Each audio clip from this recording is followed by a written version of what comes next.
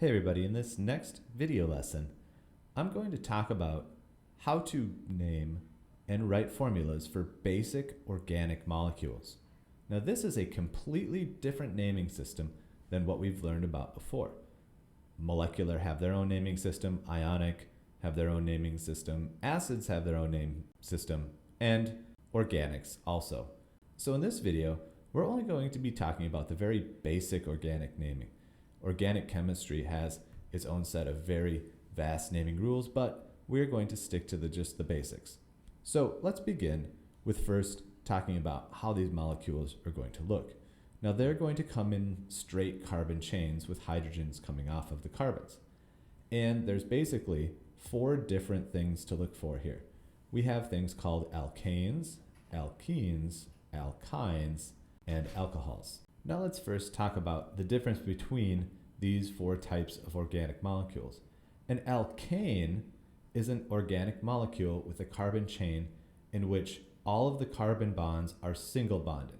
In contrast, alkenes have at least one double bond between two carbons, and alkynes have at least one triple bond between two carbons. And finally, alcohols are specific molecules that have an oxygen and a hydrogen added on to the end of the carbon chain.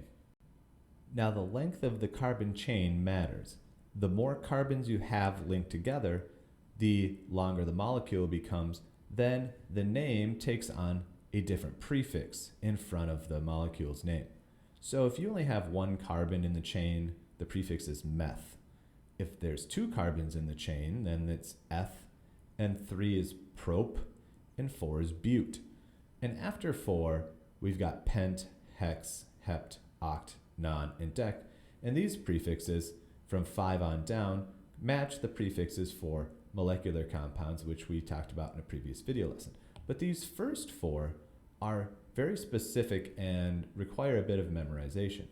So for example, if you have a gas that is known as methane, which is known as natural gas or swamp gas, methane means that there is one carbon in that molecule, where ethane has 2 carbons and propane has 3 carbons.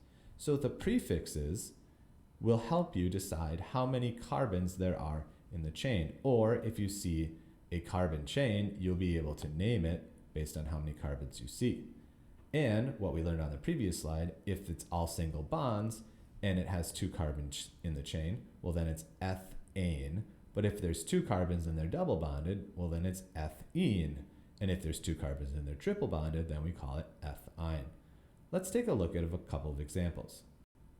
What we have here is propane, propene, and propyne. The prefix pro means that there is a 3 carbon chain that makes up all 3 of these molecules. And since this first one ends as an ane, then I know that all of the carbons are single bonded. Now in this next example, I have propene, and since it ends in ene, then I know that there's at least one double bond, which I will place right here. And then propyne has at least one triple bond, and that triple bond I will place right here. Now I'm going to scoot each one of these down here so that I have a little bit of room in order to draw in all the hydrogens that go around. Now in propane's case, there are hydrogens that are coming off of all of the available spots on the carbon. And so if you draw hydrogens all around there, you should have 8 hydrogens surrounding the carbon chain. Now in the propene, we don't have the opportunity to put all the hydrogens on the outside carbon because this carbon is double bonded with the middle carbon, and so we have less hydrogens that we can place. Since we have 3 carbons and 1 is double bonded here, we can only place 6 hydrogens connected so that carbon is fulfilling its octet in each one of the carbons that are represented. And with propene, since we added a triple bond, we have even less hydrogens that we can place around all of the carbons, and so we have 4 hydrogens that we can place. So after drawing out the Lewis dot structures of these 3, we have the chemical formula for propane as C3H8, propene is C3H6, and propyne is C3H4. And maybe you want to draw out the Lewis dot structure every time. but there's actually a pattern or a little mathematical way that you can figure out how many hydrogens go along with the number of carbons in the carbon chain. And I'm going to show that to you here on the next slide. For alkanes, which are all singly bonded, what you do is you take the number of carbons in the chain, multiply it by 2, and then add 2, and that will equal the number of hydrogens that there are in that particular alkane. For example, pentane. Pentane is 5 carbons, and so 5 carbons times 2 is 10, plus 2 equals 12. So the formula for pentane is C5H12. Now for alkanes, what you do is you take the number of carbons and simply multiply it by 2, and that equals the number of hydrogens. So pentene would have 5 carbons, once again, times 2 is 10 hydrogens. So the formula is C5H10. And alkynes, you take the number of carbons, once again, times 2, but instead of adding 2, you subtract 2 hydrogens.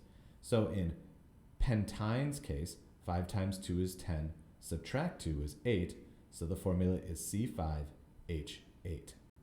And finally, let's tackle the alcohols. The names for alcohols will always end in an OL, and so we're going to keep the same sort of naming system with the prefixes. The meth, the eth, the bute, and the prop, those all mean the same number of carbons in the chain, but they're going to end as OL. For example, pentanol down here.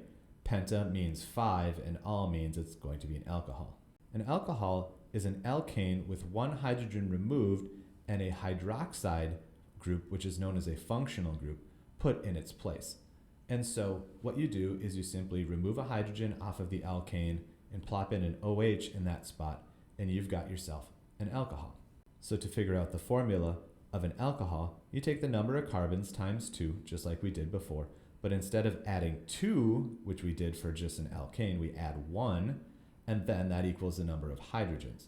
And then in that extra spot, we add an OH in its place. And pentanol is, well, 5 carbons, once again, times 2 equals 10, plus 1 is 11, and then add an OH on at the end. So the formula is C5H11OH. And students sometimes want to combine the H's of the first part of the molecule with the H in the OH, but we don't do that. We just simply list the OH separate in this case. And this is important because this is an alcohol, and we want people to know that this is an alcohol, so we separate the OH from the rest of the molecule. I think that takes care of all the different ways we name organic molecules in chemistry. And as always, that takes care of this video lesson. Thanks for watching.